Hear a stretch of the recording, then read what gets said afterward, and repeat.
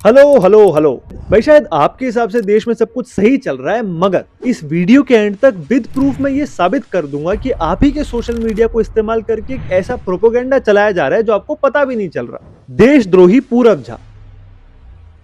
भाई हाँ, यही नाम दिया है हमारे इंटरनेट ने एक ऐसे क्रिएटर को जिसने हिम्मत दिखा करके पॉलिटिकल सिस्टम को क्वेश्चन कर दिया।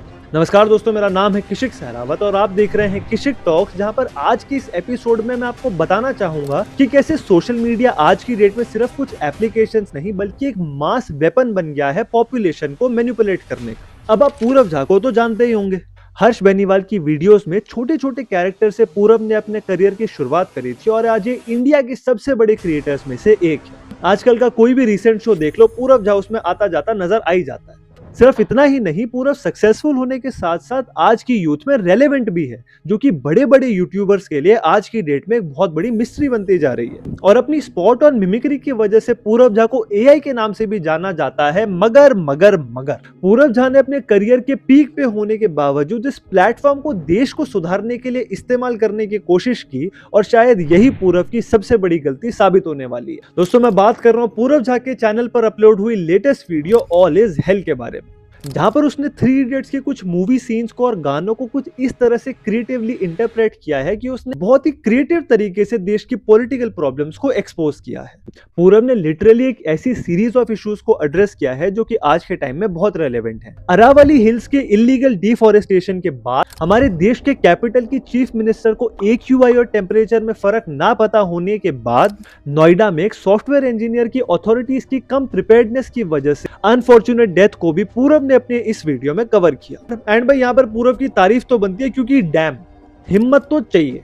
देखो, जब एक क्रिएटर अपने फेम पे, अपने करियर की पीक पर होता है ना, तो वो जनरली कोशिश करता है कि वो कंट्रोवर्सी से बचे। पूरब को ये वीडियो बनाने की कोई जरूरत नहीं थी। उसको फेम की प्रॉब्लम नहीं है, उसको पैसे की प्रॉब्लम नहीं है, उसको अटेंशन की प्रॉब्लम नहीं है, लेकिन फिर उसने ये वीडियो बनाया क्यों? One possible explanation might be कि उसको शायद देश की परवाह है थोड़ी सी। और कंट्रोवर्सीज को अवॉइड करना तो छोड़ो, गवर्नमेंट को क्रिटिसाइज करना भैया आजकल खतरे से खाली नहीं रह गया है। कायदे से डेमोक्रेसी के लिए गवर्नमेंट को क्वेश्चन करना हमारा फंडामेंटल राइट है। पूरब का गाना ऑल इज हेल भी एक सिंबलिज्म है कि हमारे देश में करंटली क्या क्या गलत हो रहा है।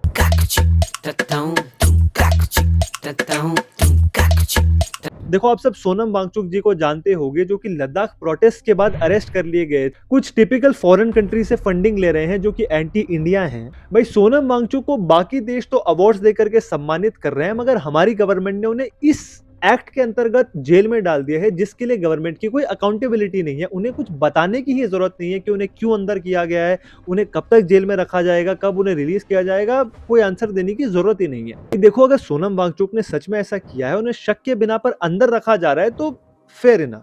मगर उसी टाइम पर हम एक ऐसी कंट्री में कैसे हो सकते हैं जहां पर एक कन्विक्टेड रेपिस्ट को टाइम टू टाइम या तो बेल दी जाती है या फिर परोल दे दिया जाता है कि भाई जाओ और देश का चक्कर लगा के आओ। खासकर इलेक्शंस के आसपास तो उनके परोल कुछ ज्यादा ही बढ़ा दिए जाते हैं। भाई, अब मैं आपको प्रोपोगेंडा समझाता हूँ। देखो, पहले तो ध्रुव राठी ने पूरब झा की वीडियो को रीशेयर किया और फिर एक टिपिकल इंस्टाग्राम पेज ने उस पूरे रीशेयर को कुछ इस तरह से पब्लिक के सामने प्रस्तुत किया कि अगर ध्रुव राठी ने किसी क्रिएटर की वीडियो को पब्लिसाइज किया है तो वो एक प्रोपोगेंडा वीडियो है। मतलब कितनी आसानी से पूरब झा की इतनी क्रिएटिव वीडियो को एक वर्ड में प्रोपोगेंडा डिक्लेयर कर दिया गया है। एक्चुअली मैंने पूरब का वीडियो देखने से पहले वो इंस्टाग्राम पोस्ट देखा था और फिर मैंने खुद वेरीफाई करने का डिसाइड किया कि भाई ये जो बोल रहे हैं पूरब की वीडियो प्रोपोगेंडा है, इसमें ऐसा क्या बेसलेस पूरब ने बोल दिया है या ऐसा क्या बिना फैक्चुअल डिटेल्स के पूरब ने पुट कर दिया है कि ये वीडियो प्रोपोगेंडा हो गई।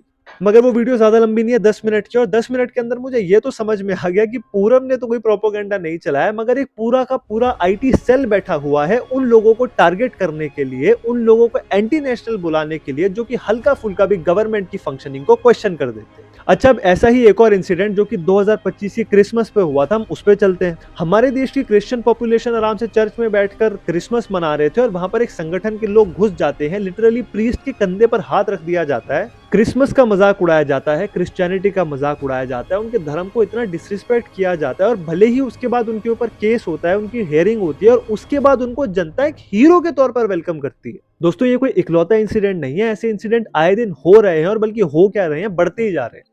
हमारे कॉन्स्टिट्यूशन को सोशल मीडिया को मद्देनजर रखकर नहीं बनाया गया था और हमारा आईटी एक्ट भी कहीं ना कहीं पुराने ही रूल्स एंड रेगुलेशंस की वजह से इस तरह की प्रॉब्लम्स को टैकल नहीं कर पा रहा है। मगर एक बात जो फिक्स है वो ये है कि एक कम्युनिटी दूसरी कम्युनिटी को, चाहे वो मेजॉरिटी है चाहे वो माइनॉरिटी है, इतनी खुलेआम तो नहीं दबा सकती यार। मेरी ये वीडियो आप सबसे एक अपील है। दोस्तों मैं फिर से इस बात पे स्ट्रेस करना चाहूंगा कि वो क्रिएटर्स या फिर वो जर्नलिस्ट जो कि इस देश की प्रोग्रेस के लिए बात कर रहे हैं, इस देश को आगे बढ़ाना चाहते हैं, उनको आपके और मेरे सपोर्ट की बहुत जरूरत है।